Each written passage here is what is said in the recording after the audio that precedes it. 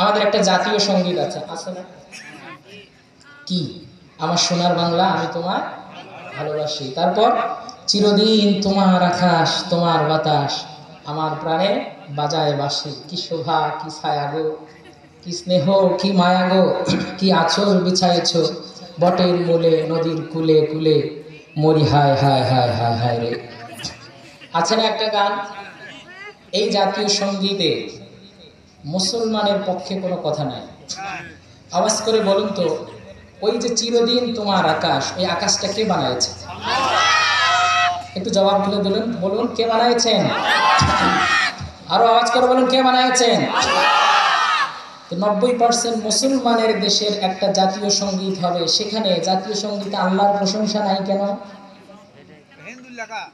জাতীয় সঙ্গীতের মধ্যে 56,000 বর্গ মাইলের যে প্রকৃতির কথা, এই প্রকৃতির কথাও মূলত বাংলার মুসলমানের জন্য লেখা হয় নাই, বরং এটা লেখা হয়েছে কলকাতার দাদাদেরকে খুশি করার জন্য। বাংলাদেশ নামক একটা রাষ্ট্র হলো 1971 সনে, আর এই কবিতা লেখা হয়েছে 1906 সনে। তাহলে এই দেশ নিয়ে লেখা হয়েছে?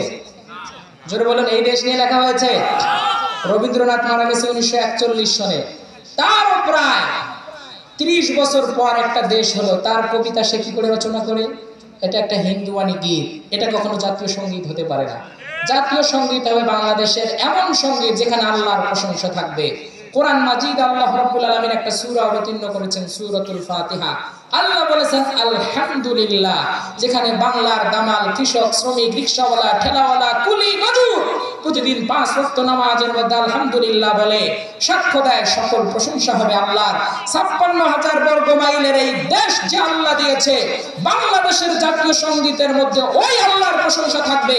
আল্লাহর প্রশংসা মাইনাস করে কোন ধরনের হিন্দুয়ানি সঙ্গীত, হিন্দুয়ানি গীত বাংলার মুসলমানের জাতীয় সঙ্গীত হতে পারে না। এই জাতীয় সঙ্গীতের ইতিহাস শুনুন। এক সময়ে এই বাংলাদেশ এরকম ছিল না। এখন যেমন খুলনা, রাজশাহী, চট্টগ্রাম, রংপুর, দিনাজপুর এরকম বিভিন্ন ভাগে বিভক্ত, আগে এরকম ছিল না। এই বাংলা প্রায় 16টা ভাগে বিভক্ত ছিল। এগুলোর নাম ছিল বঙ্গ, এর নাম ছিল পুন্ড্র, এর নাম ছিল হরিকেল, এর নাম ছিল সমতট, এরকম অনেকগুলো নামে বিভক্ত ছিল এই বাংলাদেশ।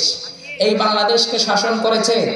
এই বাংলাদেশকে যখন শাসন করা হয়েছে, আমাদের জাতিসত্তা কি বলে? অস্ট্রিক এবং দ্রাবিড় এই দুই জাতির সংমিশ্রণে এবং অনার্যরা এসে নতুন একটা গতিধারা দিয়ে আমাদের যে জাতিসত্তার বিকাশ ঘটেছে, ওই তোরে ও আরণ্যক নামক গ্রন্থে আমাদের সেই জাতিসত্তার কথা আছে। এরপর আবুল ফজলের আইনে আকবরীর মধ্যে আমাদের দেশবাচক একটা শব্দ আছে। সেখান থেকে নিয়ে শুরু করে পরবর্তীতে আমাদের যে জাতিসত্তা তৈরি হলো, আমাদেরকে শাসন করলো কারা? আমাদেরকে শাসন করলো মৌর্যরা, আমাদেরকে শাসন করলো গুপ্তরা, আমাদেরকে শাসন করলো পালরা, আমাদেরকে শাসন করলো সেনরা। এরপর আসলো সুলতান ইখতিয়ারউদ্দিন মোহাম্মদ বিন বখতিয়ার খিলজি, খিলজি শাসন চললো।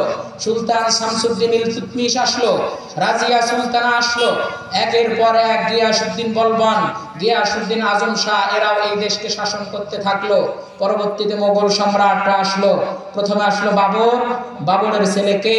আসলো হুমায়ুন, হুমায়ুনের ছেলে আকবর, আকবরের ছেলে জাহাঙ্গীর, জাহাঙ্গীরের ছেলে শাহজাহান, শাহজাহানের ছেলে আলমগীর। তারা এসে শাসন করা শুরু করলো। এরপর আসলো নবাবরা, 1717 থেকে 1757 সন পর্যন্ত সিপাহী বিদ্রোহ পর্যন্ত তারা আবার আমাদেরকে শাসন করা শুরু করলো। শাসন চললো। এরপর আসলো ব্রিটিশ ইস্ট ইন্ডিয়া কোম্পানির শাসকরা। তারা এসে যখন শাসন কার্য শুরু করলো, lord Minto, lord Ripon, lord Clive, lord Warren Hasting এরা শাসন করতে শুরু করলো।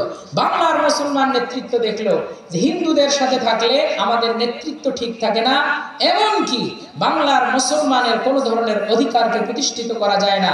কারণ ওই সময়ে ব্রিটিশদের বিরুদ্ধে মুসলমানরা বৈদেশিক শাসনকে মেনে নেবে না বলে অত্যাচারের বিরুদ্ধে মুসলমানরা দাঁড়িয়ে গিয়েছে। আর তাদের শাসক পোষণ নীতি, তাদের পা চাটা গোলামে পরিণত হয়েছে ওই সময়ের হিন্দু জমিদাররা। তারা তাদের কথাই শুনতো। আমাদের বাংলাদেশে পাট উৎপাদন হতো, কিন্তু কোনো পাট কল ছিল না। কলকাতায় সব ধরনের কলকারখানা তৈরি করা হতো, কলকাতা কেন্দ্রিক শিক্ষা প্রসার ছিল, ব্যবসায়ী প্রতিষ্ঠান ছিল, কিন্তু বাংলাদেশে বাংলার মানুষের কোনো অধিকার প্রতিষ্ঠিত হয় নাই।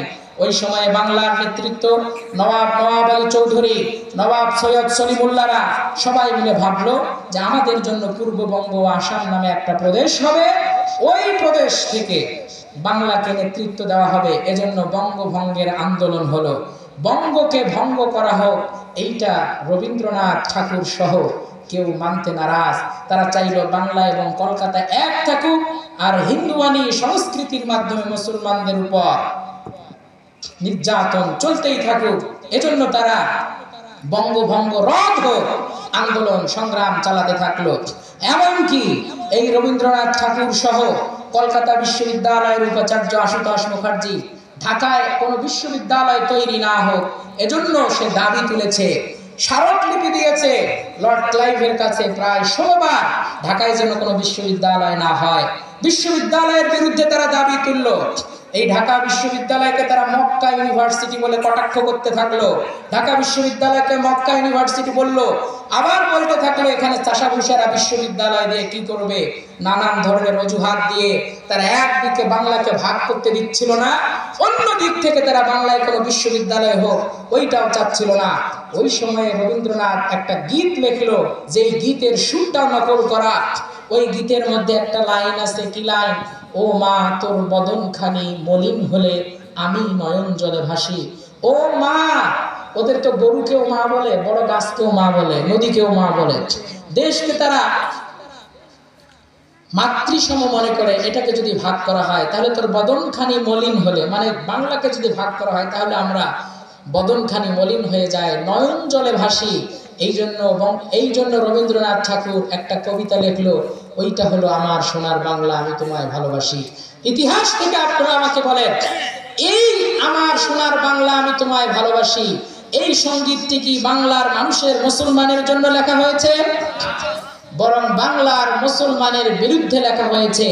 যেই সঙ্গীতের মধ্যে আল্লাহর প্রশংসা নাই, যেই সঙ্গীতের মধ্যে মুসলমানের দাবি ফুটে ওঠেনি, যেই সঙ্গীতের মধ্যে বাংলার মানুষের কোনো প্রাকৃতিক কথা উঠে আসেনি, যেই সঙ্গীতটা লেখা হয়েছে তাদের আন্দোলনের জন্য, যেই সঙ্গীতটা লেখা হয়েছে বাংলার মুসলমানদেরকে দাবিয়ে রাখার জন্য, ওই সঙ্গীতকে পরবর্তীতে 1972 সনে সংবিধানের 4-1 নং অনুচ্ছেদে ইনক্লুড করা হয়েছে। যেই সঙ্গীতের মধ্যে আল্লাহর প্রশংসা নাই, যেই সঙ্গীতের মধ্যে বাংলার প্রকৃতির কথা নাই, ওই সঙ্গীত মানি না। বরং এমন জাতীয় সঙ্গীত হবে যেই সঙ্গীতের মধ্যে মুসলমানরা নামাজ পড়বে, আলহামদুলিল্লাহ বলে আল্লাহর প্রশংসা করবে। সেই সঙ্গীতের নাম সূরাতুল ফাতিহা। আগামীর বাংলাদেশে জাতীয় সঙ্গীতের নাম হবে সূরাতুল ফাতিহা। সংসদে আইন পাশ করে আগের হিন্দুয়ানি গীতকে মাইনা